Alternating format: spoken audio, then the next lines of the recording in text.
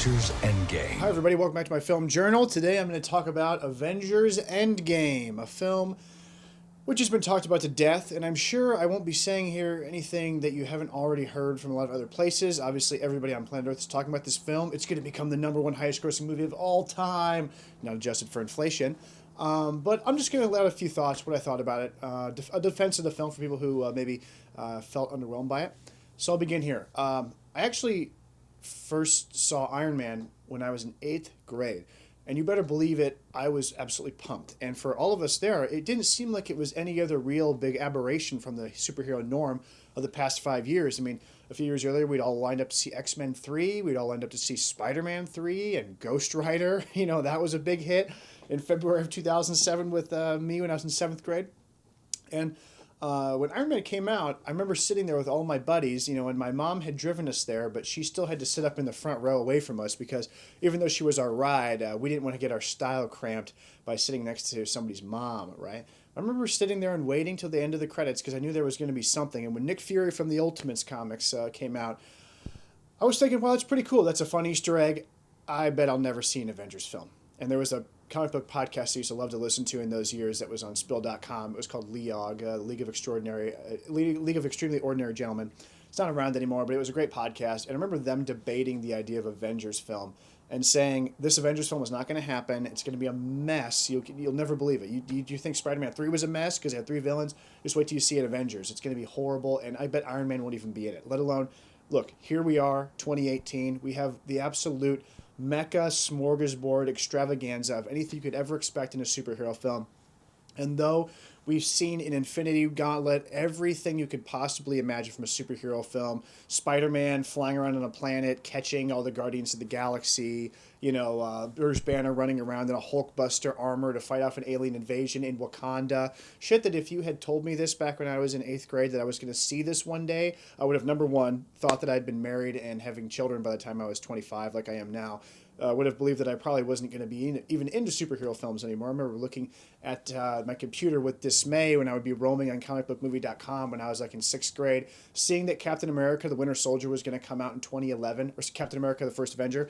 I thought, oh my God, I'll be woefully far too old and into girls by the time I'm that age. I won't like Captain America anymore. I was so worried at the time that I would lose my love for these things that I cherished so dearly at the time, when really all I had were a handful of so-so Fox and Sony films and all my comics, which basically consisted of comic books that I bought with what savings money I had when I was able to convince my parents to drive me to the antique store or drive me to a comic store, and then all of my Barnes & Noble collected editions of the Marvel Masterworks. I've been a Marvel zombie from day one, so you better believe it that I absolutely love this film, and I didn't love it just because I'm a totally hapless fanboy, though I think that might play into it. I really enjoyed this movie for the reasons a lot of people did not. For some people, they thought that the pacing was slow and that it took too long to get to where it was going. For me, that was a bonus. I was happy to spend more and more time with these characters. Could have been 4 hours. I wouldn't have necessarily cared, right? 3 hours, big deal. I thought it was a spectacular movie, a great send-off to a lot of the characters we've come to know and love, including my favorite, Captain America, who's always been my favorite character.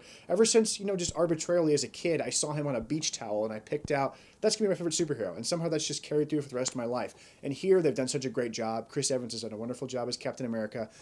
His send-off, I couldn't think of a better way for them to do it.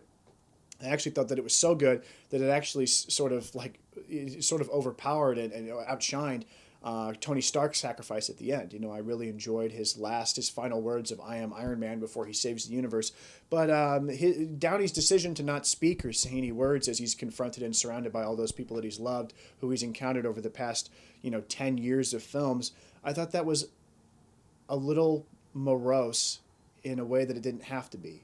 He looked like he was just like in horrible, painful agony. And, Pepper Potts said, "You can rest now," right? And that was something that rang hollow for me because it never seemed to me like Iron Man was in a hurry to rest. It always seemed like he had to be on the next adventure. Captain America, yes, more so. He was a character who has outlived his time. And when it came for Black Widow to throw herself off the legend of Vormir and sacrifice herself for the stone, I also felt that wasn't necessarily a very impactful death, because at first I thought that it seemed so of the moment and quick that it would be remedied soon, but it was not. I was left clutching at nothing, and Black Widow had died. There wasn't even really a good ode to her demise, I thought, at the end. Obviously, we get a little throwaway line from Bruce Banner about how much he loved her, and he throws a bench into the air, but that's about it. And the thing I liked about this movie was I probably enjoyed the first act more than anything. I really enjoyed the slow pace, post-apocalyptic aesthetic that was in the beginning, especially as our conduit for that experience is Ant-Man, Paul Rudd, who I thought got a really fair shake here, and finally gets to be part of the Avengers, which I'm sure he was begging to be. And he functions incredibly well as part of the team. I thought he did a wonderful job. There's a lot of fun with him, a lot of great stuff with Captain America. And what I really enjoyed about that first act was its willingness to take risks. For instance, the screenwriter's decision to jump ahead 5 years and to murder Thanos in the opening scene. I thought that was, or at least the opening few minutes of the movie, I thought that was really strong, because the biggest worry I had about going into this film was that it was just going to be like immediate, okay, we lost. How do we reverse the effects of Thanos' destruction in, how do we do it now, right? So the fact that our heroes have to sit and stew in that failure for 5 years, and that tangible, real changes occur. For instance, Ant-Man's daughter, she's now fully grown. She's a teenager. And that's not going to change. That is that, right? That's commendable, because something that people used to hurdle at Marvel a lot was it seemed like they always sort of returned to the status quo. But now you've got a fat Thor, which I'm sure probably he will become thinner and back to his men's fitness cover physique sooner than later, be it in Guardians of the Galaxy 3 or Thor 4. But the fact that he's stuck with this paunchy, Lebowski-esque look the entire film, I thought that there was going to be a crack of thunder and he'd be like, okay, I'm back to normal now. But the fact that he was willing to remain fat and slovenly throughout the whole film, I thought was commendable and different and interesting, as well as Bruce Banner, as Mark Ruffalo's willingness to wear the mocap suit the entire time and interact as this sort of Peter David-esque smart Joe Fix-It Hulk, but with more of the mentality of Ruffalo's character, like, Ruffalo writ large as the big Hulk, commercialized, sort of, his wings sort of clipped, he's sort of emasculated and lame and just sitting around, and he's milquetoast Hulk, and he has to learn to become a little bit of a fighter and make sacrifices at the end. But I really enjoyed all that weird stuff that just didn't occur to me. All the surprises were great fun. And I thought really, the Russo brothers get the lion's share of praise for juggling all this insanity and somehow making it work in a 3-hour time period. But you really got to lay a lot of the credit at the feet of Marcus and McFeely, the expert screenwriting team behind close to half of all these Marvel films, at least the Captain America ones. All the Captain America films, and Civil War and the Infinity Gauntlet series, they did a terrific job. Because, look, I mean, you have to assume somewhat that people walking into this film have a prior knowledge of the previous movies and that you don't have to re-explain everything. But there still are things that you would want to explain to avoid audience confusion. So, for instance, when they travel back in time and encounter Loki, a key set piece of the film is Captain America fighting himself, because obviously, a la Back to the Future 2 rules, the former past selves of the future selves visiting should not be allowed to see or associate with the future invaders, right? So when Captain America bumps into himself, to make that a fight that's not totally weird, we have to establish a reason why he would think his future self is Loki, right? So we get a fun throwaway gag when they're hauling Loki off to prison, where he transforms himself into Captain America as a joke, which we've already seen him do in Thor 2, by the way, so masterful if you're paying attention. But that works in itself as a fun little gag. You don't think twice about it, but then it's paid off by the fact that Captain America notices his future self and thinks it's Loki. So it's actually pretty brilliant. And you wouldn't necessarily think of it, but I just couldn't, as a screenwriter myself, I could see where they would encounter problems and be at loggerheads, and to try to figure out how they would solve these problems, I thought was just brilliant. I mean, the movie is expertly paced, in my opinion, in that it takes its time with its characters. It's not a rollicking go, cutting between 4 different subplots type Phantom Menace action film at all. It's not. It takes its time. It cares a lot about the characters. There's really not very many action scenes, which is perfectly fine with me. What there are comedic and creative set pieces, right?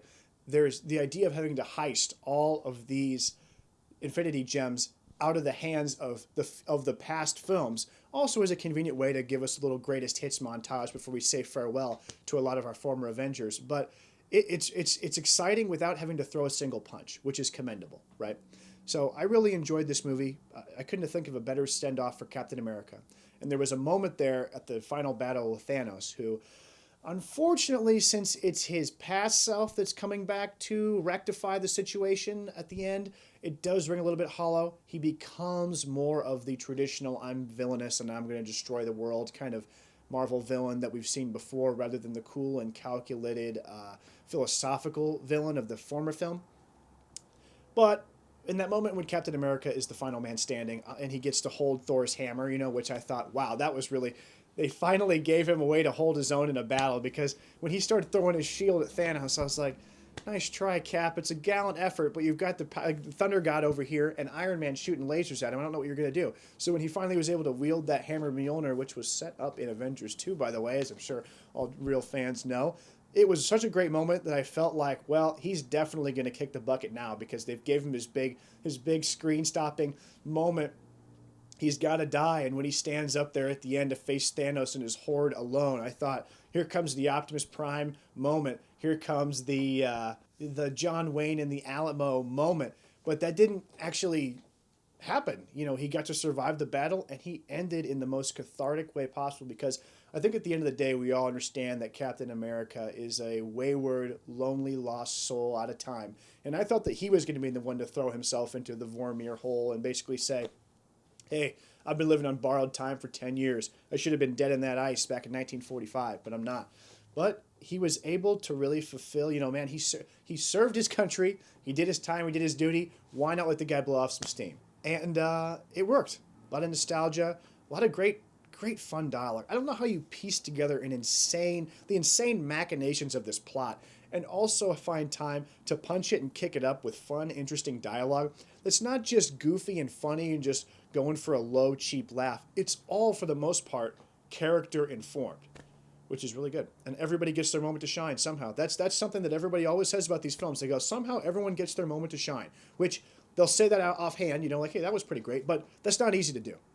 It's not easy to do without looking like you're just patronizing one character or another.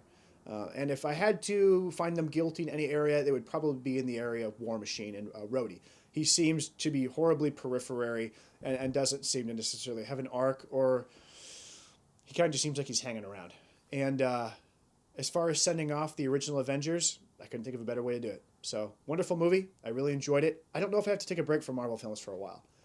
I feel like, for me, I've had my time, man. I've been watching these films since I was in 8th grade. I've grown up. I've gone through high school and college with these movies. It's been a pretty amazing trip, but I am a little bit weary from my travels. And Spider-Man Far From Home coming so soon, so hot off the end of this movie, boy, if Jake Gyllenhaal wasn't in it and I wasn't so interested in seeing Jake Gyllenhaal play C-tier level villain Mysterio, I probably would sit it out until Netflix. But I can't find myself getting too excited about the future of the Avengers series. Besides the fact that Bucky and Falcon are going to be off doing their own thing, but I would much rather they follow the trajectory of the plotline that I came up with, i.e. we sort of have if we were to do a Captain America 4, right, it would be about Bucky and Falcon vying for the role of Captain America and who is worthy of it. And it would follow in that sort of Ed Brubaker post-death of Captain America vein, in which there's sort of a dearth of Captain America action happening and someone's got to fill the role, right? And that sort of dynamic between Falcon and Sam would really work if you inserted them into like the late 80s, early 90s Mark Grunwald run with like the Serpent Society and Diamondback. And there could be a love triangle. That'd be really fun. And then if I were to be asked back by Marvel to do Captain America 5, it would be an over-the-top, all-out adaptation of Jack Kirby's late 70s run on Captain America and the Mad Bomb series, in which Kirby like just invented like a cavalcade of insane like Dr. Moreau type monsters to come after Falcon and Cap. And each one was more grotesque than the last. Obviously, you have Arnim Zola and a lot of other villains like that confronting Cap in that era, and it was really fun visually. And you could do sort of like a Thor Ragnarok with the Cap duo. That'd be fun. But as it stands, I'm happy. I'm satisfied. The Marvel Universe was sent off in a great way, and I needed to have a little bit of I need to rest now before I'm ready to take up the mantle and do more. I think it's time for the younger generation to do their thing, you know, for me to go sit in my farm and look out over a grateful universe. So take it easy. I liked Avengers Endgame. Haters, wasn't long enough, in my opinion. Peace. If you can't protect the Earth, you can be damn sure we'll avenge it.